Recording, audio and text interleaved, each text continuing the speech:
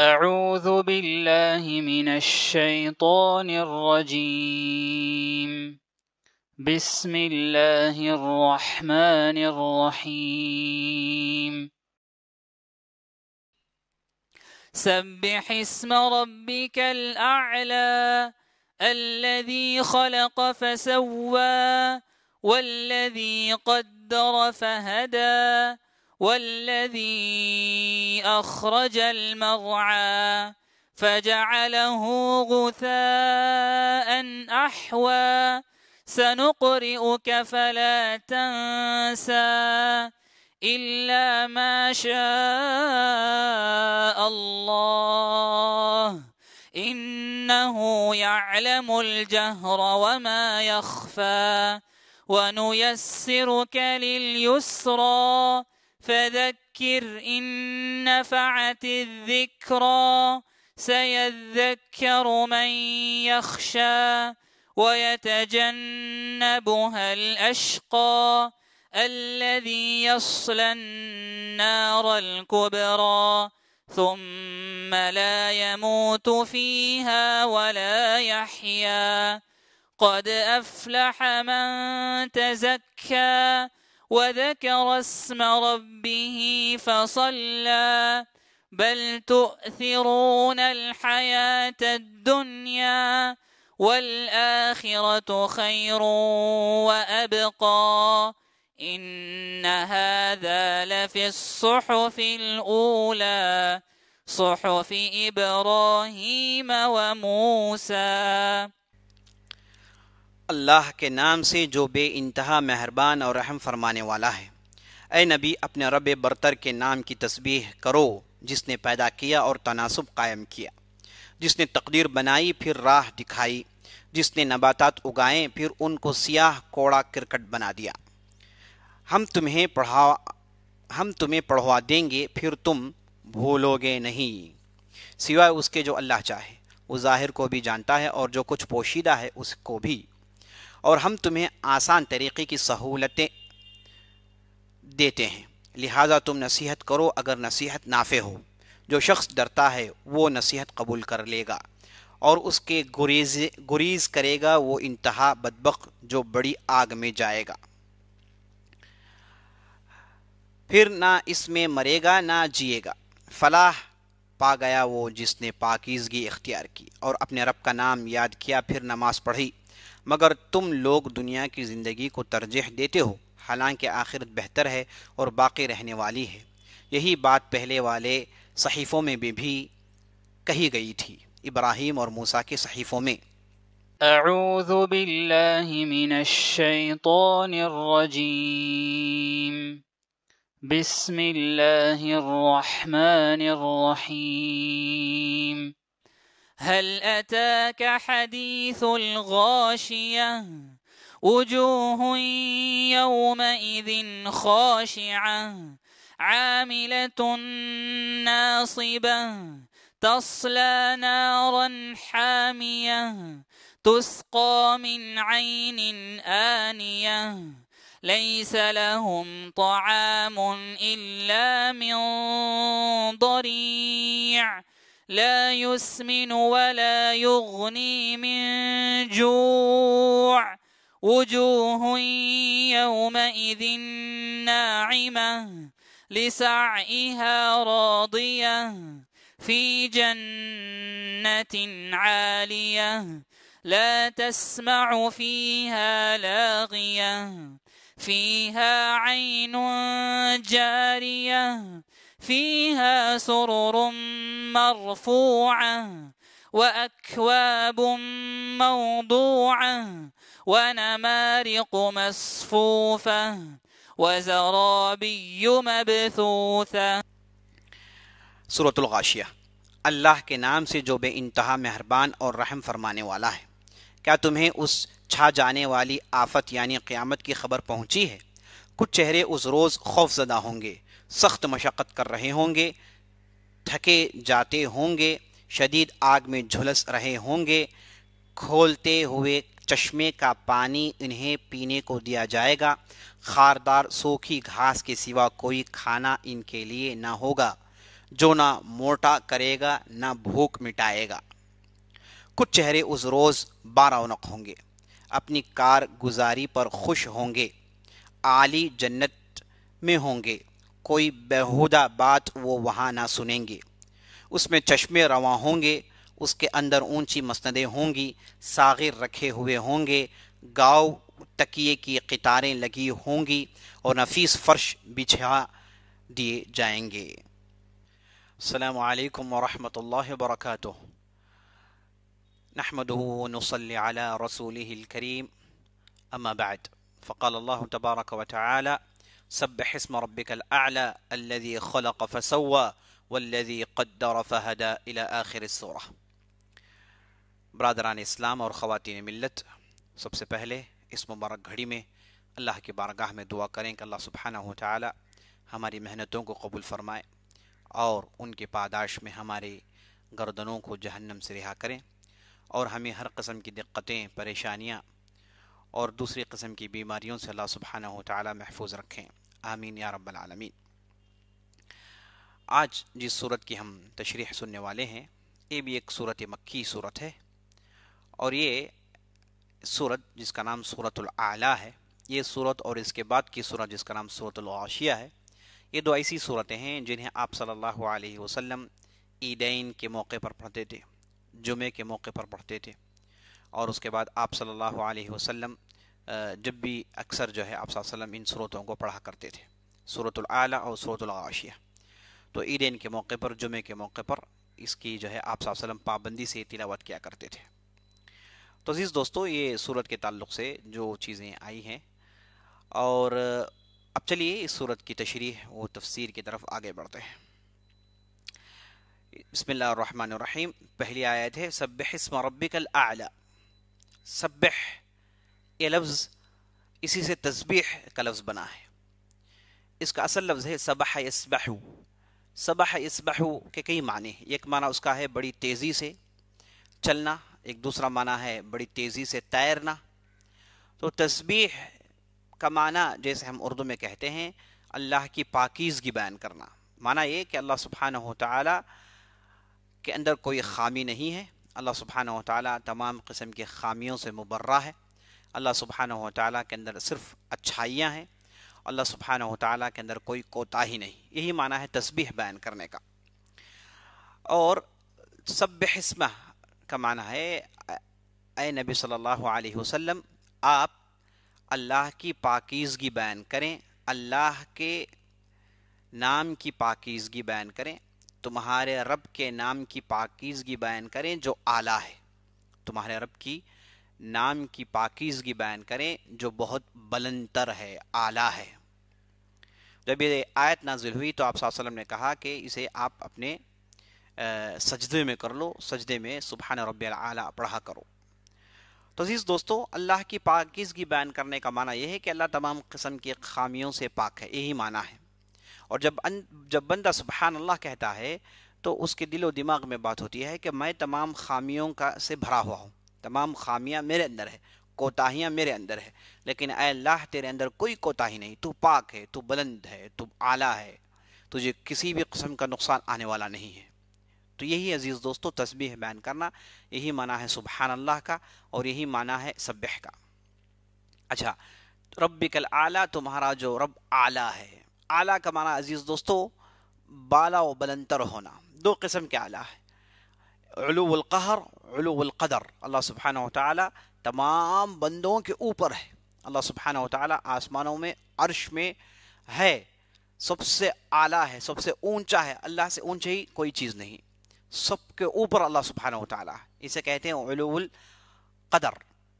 एक है उलूउल कहर, यानी अल्लाह सुब्हानहु व तआला हर चीज़ पर अपना डोमिनेशन रखा हुआ है, हर चीज़ पर अल्लाह की कुदरत जैसे है वैसे अल्लाह सुब्हानहु व तआला का अल्लाह सुब्हानहु व तआला की सतवत है, अल्लाह सुब्हानहु व तआला की पकड़ है, कोई अल्लाह सुब्हानहु व तआला के काबू से बाहर नहीं जा सकता। ये माना है अज़ीज़ दोस्तों बुलंद और आला होने का।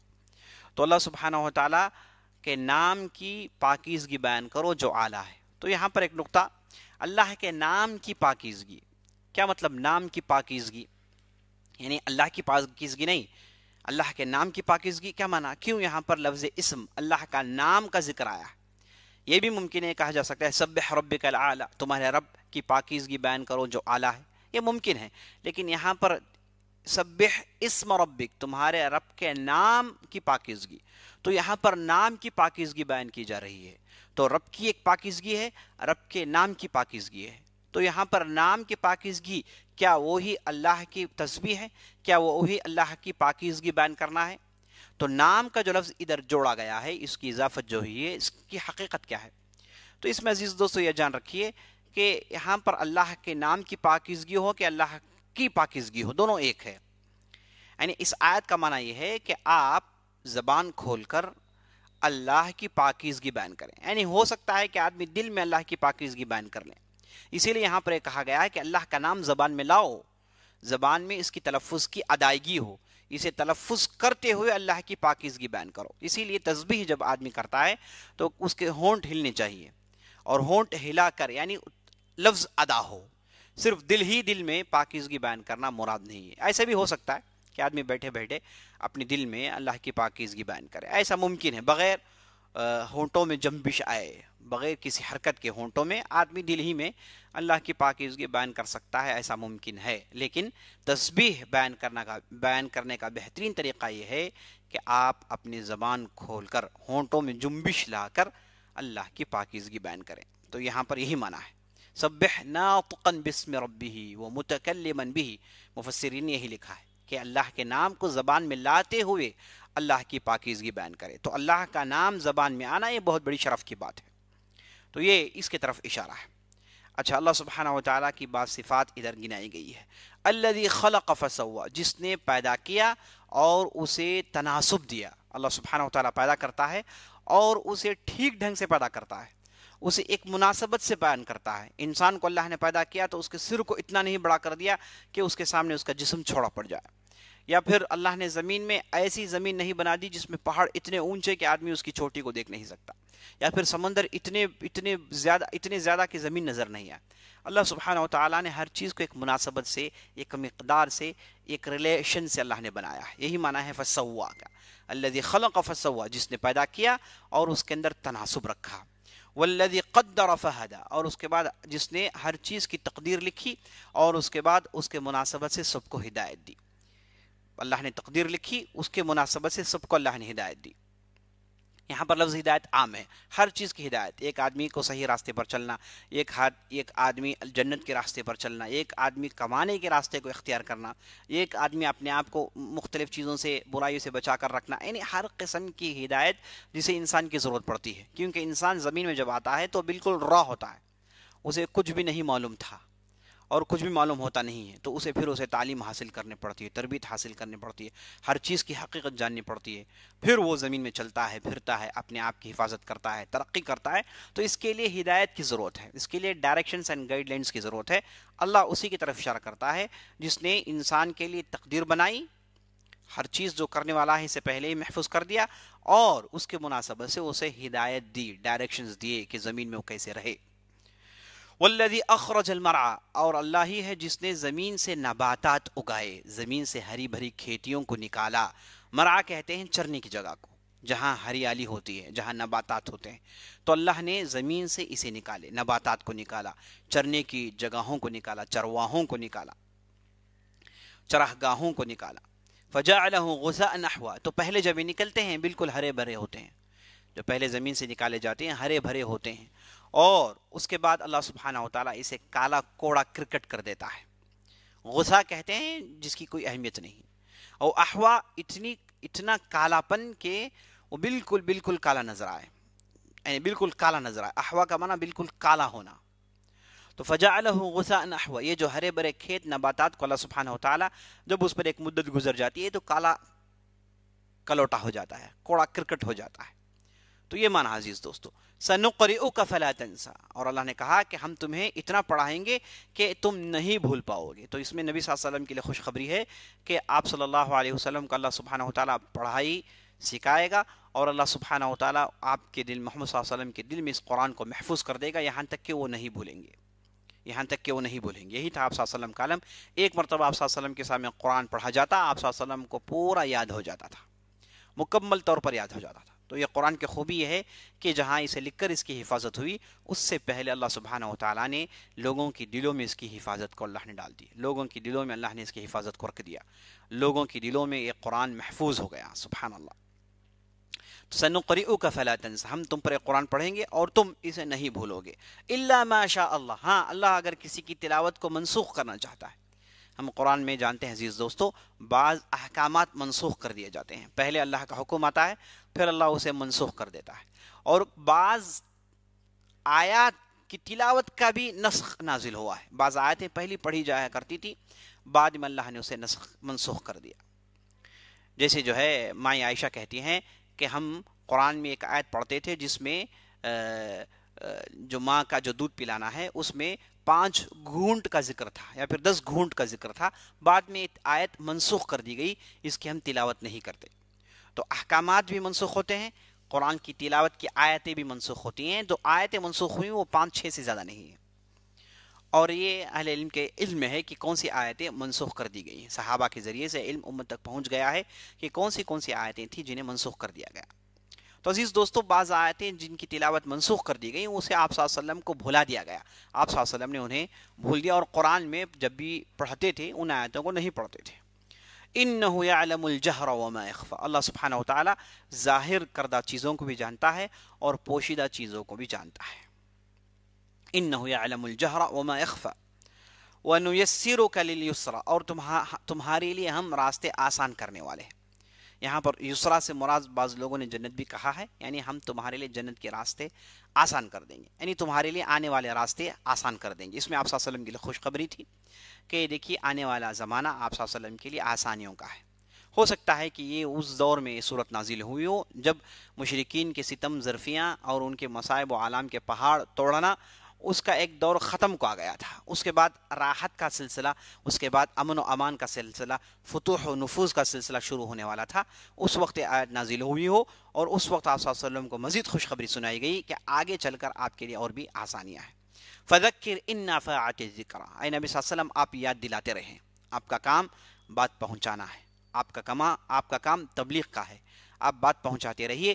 ان نفعت الذکریٰ، اگر یاد دہانی انہیں فائدہ پہنچائے، آپ انہیں یاد دلاتے رہیے اگر انہیں یاد دہانی فائدہ پہنچائے۔ یعنی ظاہری طور پر جب اس آیت کو پڑھتے ہیں تو ایسا معلوم ہوتا ہے کہ آپ ان لوگوں کو نصیحت کیجئے جن کی آپ کی یاد دہانی انہیں فائدہ پہنچائے، یعنی جن کے لیے آپ کی یاد دہانی فائدہ نہیں پہنچائے آپ انہیں یاد نہیں دلائیں۔ ظاہری طور پر آیت کا معنی یہی محسوس ہوتا ہے، جبکہ حقیقی طور پر یہ معنی نہیں ہے۔ اس آیت کے معنی کی تشریح بعد کی 2 آیتیں کرتی ہیں، تفسیر القرآن بالقرآن، قرآن اپنے ایک حصے کو دوسرے حصے کی میں اس کی تفسیر سناتا ہے۔ تو یہاں پر معنی یہ نہیں کہ آپ جو ہے یاد دلائیں انہی لوگوں کو جنہیں یاد دلانا فائدہ پہنچائے، جنہیں یاد دلانا فائدہ نہیں پہنچائے انہیں یاد نہ دلائیں، یہ معنی نہیں ہے۔ معنی اس کا یہ ہے کہ آپ لوگوں کو یاد دلائیں، یاد دہانے کے طور پر آپ کا جو دعوت کا کام ہے اسے آپ جاری رکھیں، سب کے لیے، آپ جو آپ کو فائدہ پہنچائے یا نہ پہنچائے، جسے آپ کی یہ تعلیم فائدہ پہنچائے یا فائدہ نہ پہنچائے، آپ کو رکنا نہیں ہے، آپ کی تعلیم عام ہے، یہ معنی ہے فذکر۔ ان نفعت ذکر معنی یہ ہے کہ آپ کی جو یاد دہانی، آپ کا یہ جو ڈرانا ہے، آپ کا یہ جو سمجھانا ہے، کبھی کبھار ہو سکتا ہے کہ لوگوں کو فائدہ پہنچائے اور کئی لوگوں کو یہ فائدہ نہیں پہنچاتا، یعنی ان کے دل و دماغ میں بات نہیں اترتی۔ تو یہاں پر لوگوں کے اعتبار سے کہا گیا کہ فائدہ پہنچانا، آپ صلی اللہ علیہ وسلم سے یہ نہیں کہا گیا کہ آپ جسے سمجھتے ہیں کہ فائدہ پہنچائے گا انہی کو فائدہ پہنچائے، انہی کو یاد دہانی سنائے، یہ معنی نہیں ہے۔ آپ کی یاد دہانی بعض لوگوں کو فائدہ پہنچا سکتی ہے، بعض لوگوں کو فائدہ نہیں پہنچا سکتی ہے، یہ معنی ہے۔ یعنی ہدایت آپ سب کو دے نہیں سکتے، ہدایت لینے والوں میں بعض ہیں جو ہدایت قبول کر جنت میں جائیں گے اور بعض ایسے بھی ہیں جو جہنم میں بھی جائیں گے، جو آپ صلی اللہ علیہ وسلم کی سیرت سے آیا ہے۔ ہم جب آپ صلی اللہ علیہ وسلم کی سیرت پڑھتے ہیں تو آپ صلی اللہ علیہ وسلم نے جتنوں کو بھی دعوت دیا سبوں نے اسلام نہیں قبول کیا، یہاں تک کہ آپ کے چچا جو تھے وہ خود اسلام سے محروم رہے۔ تو عزیز دوستو، یہاں پر اس آیت کا ظاہری معنی مراد نہیں ہے، اس کا اندر جو معنی ہے جو آگے چل کے آیتوں سے بات سمجھ میں آتی ہے وہی اس کا معنی ہے۔ تو دیکھیے اس کے بعد کہا گیا سَيَذَّكَّرُ مَن يَخْشَىٰ، ہاں آپ کی یاد دہانی اسے فائدہ پہنچائے گی جو اللہ سے ڈرتا ہے، آپ کی یاد دہانی اسے فائدہ پہنچائے گی جو اللہ سے ڈرتا ہے۔ سَيَذَّكَّرُ مَن يَخْشَىٰ وَيَتَجَنَّبُهَا الْأَشْقَى، اور آپ کی یاد دہانی اس آدمی کو فائدہ نہیں پہنچائے گی جس کی طبیعت میں شقاوت ہے، جو بدبخت ہے، جو نیکی نہیں کرتا، جو برا ہے، اس کے لیے آپ کی یاد دہانی فائدہ نہیں پہنچا سکتی، بلکہ وہ اس سے دور ہو جائے گا۔ وَيَتَجَنَّبُهَا الْأَشْقَى، جو شقی طبیعت کا ہے وہ اس سے دور رہے گا، اس سے دور رہنے کی کوشش کرے گا۔ تو یہ دو آیتوں میں وہی بات بتائی گئی جس کی میں نے آپ کے سامنے تشریح رکھی۔ اور یہ جو شقی ہے، شقاوت جس کی طبیعت میں ہے، جو بدبخت ہے، وہ کیا ہوگا؟ الذی یصلی النار الکبریٰ، یہ وہ ہوگا جو جہنم بڑے دہکتے ہوئے آگ میں یہ داخل ہوگا، اسے داخل کر دیا جائے گا۔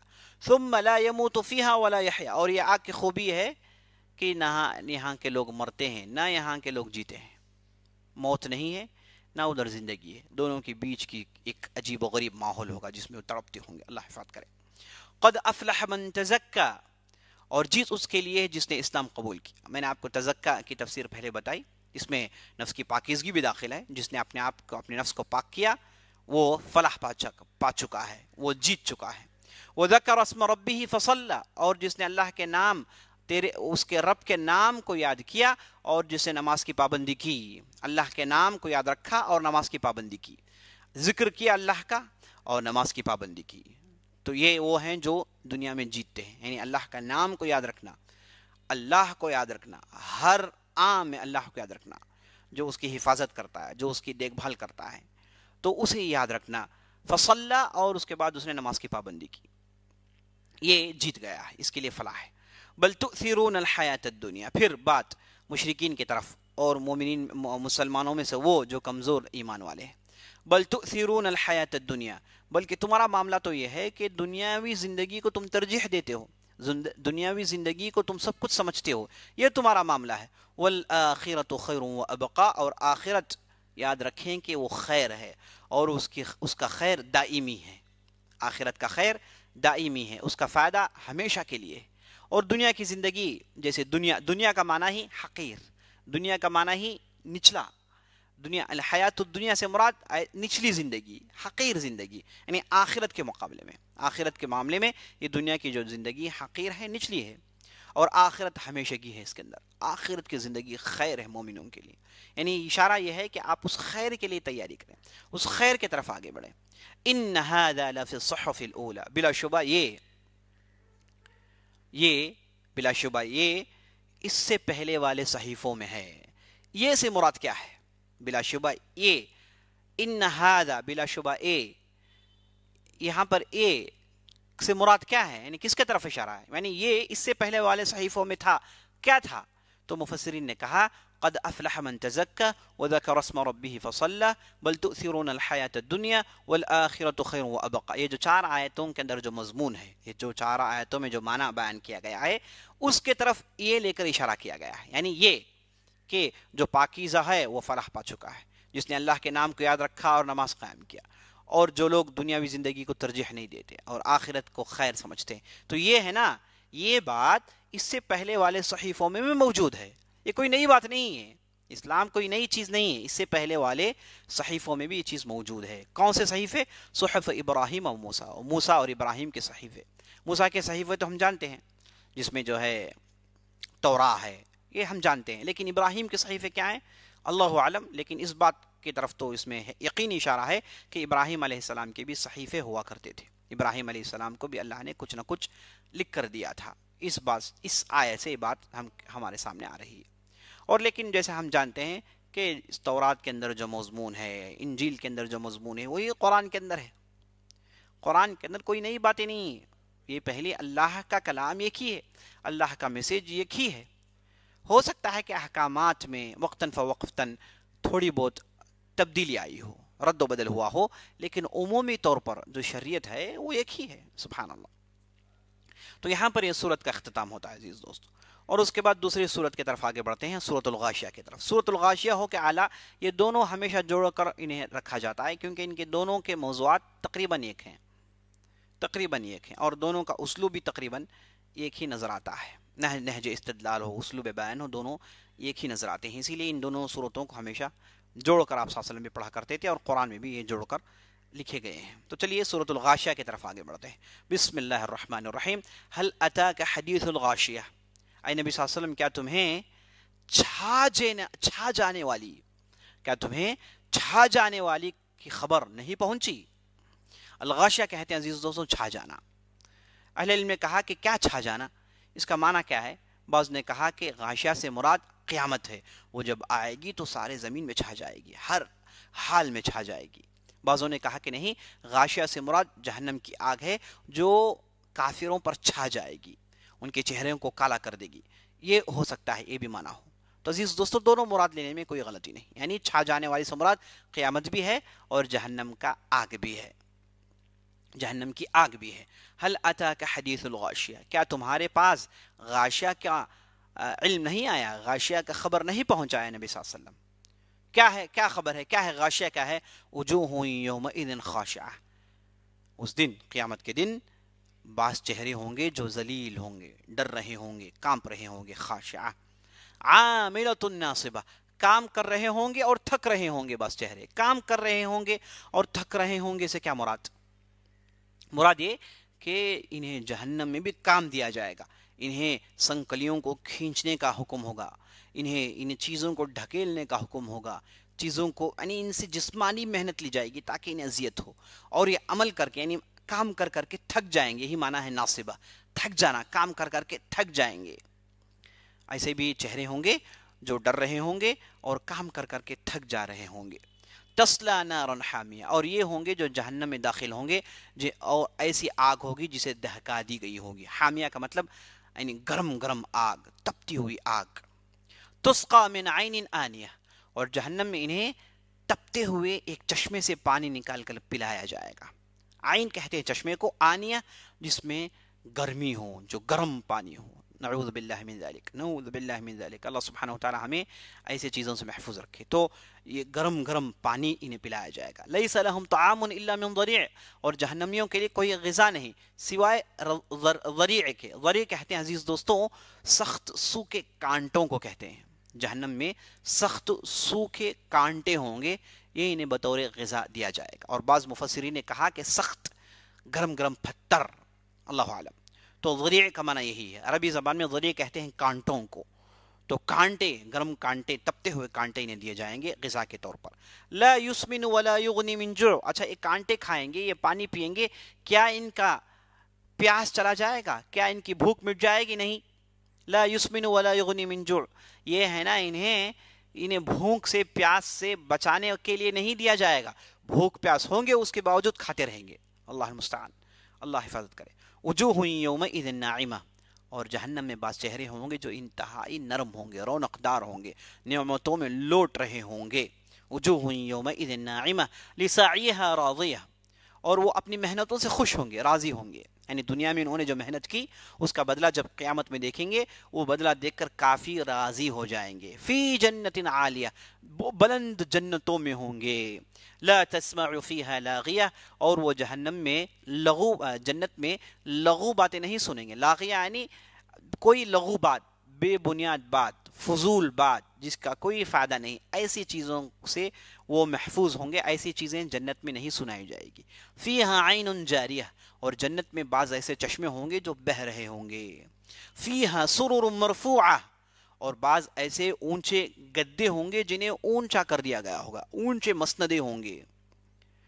नीचे नहरें दौड़ रही होंगी और ये ऊंचे मसनदों में बैठे हुए होंगे। सुभान अल्लाह, तसव्वुर करें कि मसनदे ऐसी खुली जगह जहां पर नीचे से नदियां बह रही हैं।